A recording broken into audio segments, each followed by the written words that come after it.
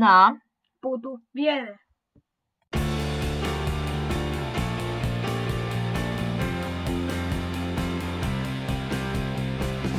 Hvaljen Isus i Marija. Poštovani slušatelji, dobrodošli u novo izdanje radio emisije na putu vjere. Danas su s nama učenici 8. B razreda 3. osnovne škole Čakovec. To su Dominik, Ena, Laura, Olga, Raša, Sara i Vita. Oni su i ovogodišnji firmanici. Upitali smo ih tko je za njih Isus Krist. Poslušajte što su odgovorili. Tko je Isus za mene? On je onaj koji se uvijek brine za mene, koji me uvijek voli. On je uvijek tu za mene i trebam se ugledati u njega i njegove zapovjedi ljubavi, kojima je on ljubio nas. Prema kojima se on žrtvovao za nas, kako bi se i mi trebali za njega. Isus Krist za mene je vječan uzor. On je savršen primjer ponašanja koji trebamo slijediti tijekom života. Lijepo je znati da nas netko uvijek čuva i pazi. Slijepima je podario vid, bolesne je izliječio i još mnoga plemenita djela učinio. On je jedan, jedini, jedinstveni Bog za mene. On je tu za nas i u dobru i u zlu. Uči nas riječima i djelima. Voli nas i cijeni bez obzira na naše vrline i mane. Onaj koji vjeruje u Isusa nikada ne ostaje sam, jer je Isus uvijek tu uz nas. Činio je mnoga čudesa i oprašta grijehe. Isus je za mene spasitelj, heroj i moj prijatelj. Također je za mene učitelj koji me uči kako se odnositi prema svijetu u kojem danas živimo. Ako u nešto vjerujemo, potpuno smo predani tome i to nam predstavlja spas i vječni život. Kod mene je to Isus Krist.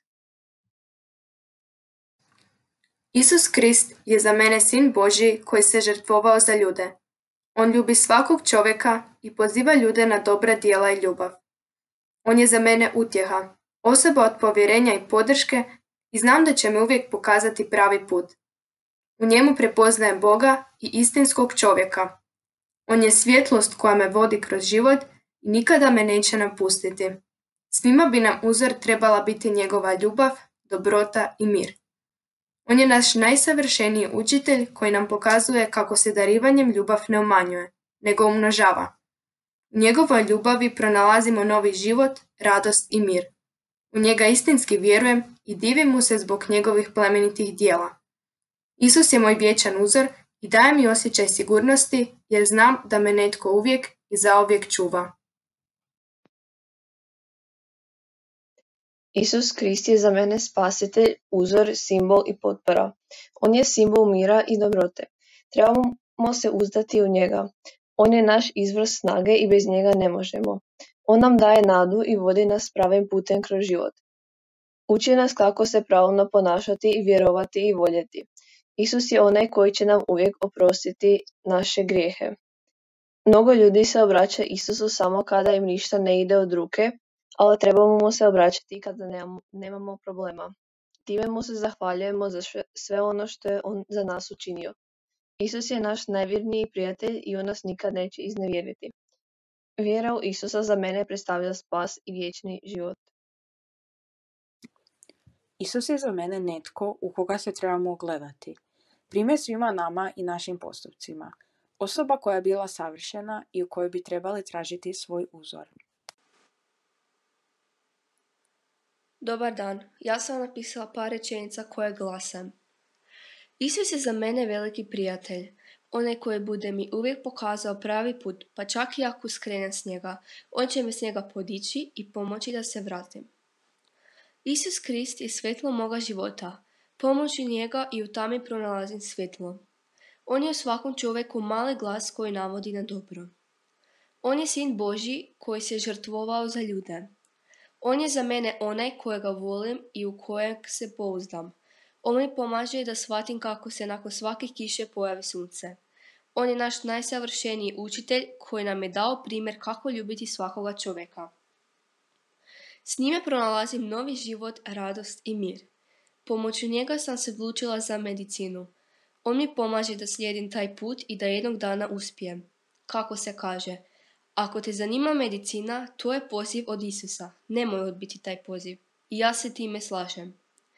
S njegovom školom postajem sposobna svladati sve padove na koje nailazim na svojem životnom putu. On je dokaz da u svakoj lošoj situaciji postoji nešto dobro. On je jednostavno moj nadraži učitelj, jer ipak se najviše nauči iz života. Isus je za mene učitelj. On mi pomaže shvaćati i prihvaćati sve ljude bez obzira na rasu, religiju i izgled. Naučio me da volim i poštujem svoje roditelje, obitelj i prijatelje, jer mi oni uvijek žele najbolje i žele mi pomoći. Kada slušam propovjedi na misi, neko vrijeme razmišljam o njima i ako mogu, pokušam popraviti svoje ponašanje ili mišljenja. Isus je za mene također i uzor. Ja bih želio biti tako dobar i nikada ne osuđivati ljude. Na njega bi se svi trebali ugledati. On se žrtvovao za nas i zato mu trebamo biti zahvalan. Isus Krist nas je naučio mnogo o Bogu i darovao nam život vječni uskraćujući svoj. Kada imamo vjere, imamo sve.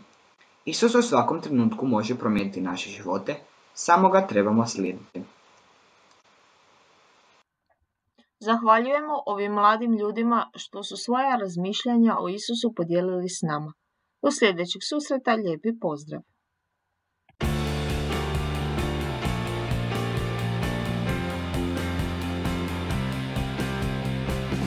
Na putu vjere.